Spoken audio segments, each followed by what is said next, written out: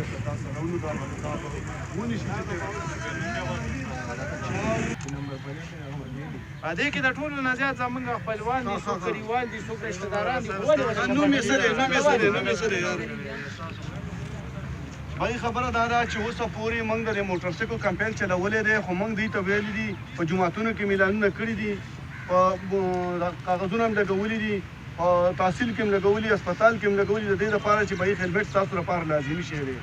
او تاسو اوسه پورې یو سړی هم دا نه وایي چې زه هیلمټ په سر کړم. دا ډېر روان کړي دغه شانتې، او بیا وروسته د کور نه راغلی چې زه هیلمټ مې دا ما سره شته دی. هلکه ته یې په سر کړه که نه چې په کومه موقع ته ما لیدلی نو ستا سره هیلمټ نشته دی.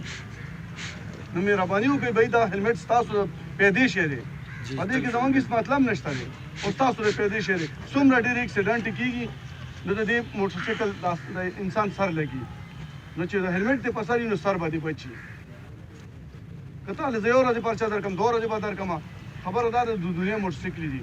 خو لکه مهرباني وکړئ بھائی په خپل کلي کې، په خپل علاقه کې خپلو رشته دارانو ته ووایئ چې بھائی هیلمټ لازمي شی دی، او دا په سره وایي چې څومره موټر سایکل کسان چلوي، که غټې چلوي که غاړې چلوي، نو موټر سایکل هیلمټ لازمي دی. پوه شوې؟ آینده لپاره ګوره دا شی بني.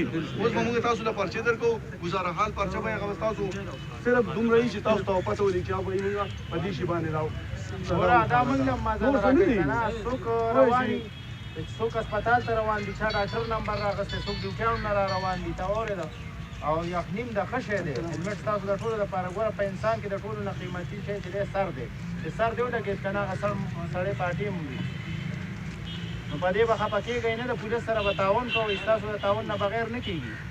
زمونږ تاسو ته دښمنان نه یې چې راموستی او دلته کې بس بند کړی دا وه، بس صرف د دغې وجې دپاره چې هیلمټ اچوئ. بهي په مردان کې ورته تیل نه میلاوېږي، چې کوم کسان څخه هیلمټ نه تیل ورته نه اچوي.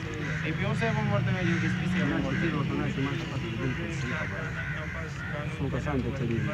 موږ بار ملک ته لاړ شو، ټول قانون فالو کوو که نه. دلته کې موږ یو مړه ځان لم کار کتلی، خواشه او دا وغه مړه ځان لم کار کتلی، نه دننه کوم او دا دې وغه مړه موږ ستاسو دښمنان خو نه یو، خو ستاسو دی سر مات شو، ستا ماتېږي، زما خو نه ماتېږي.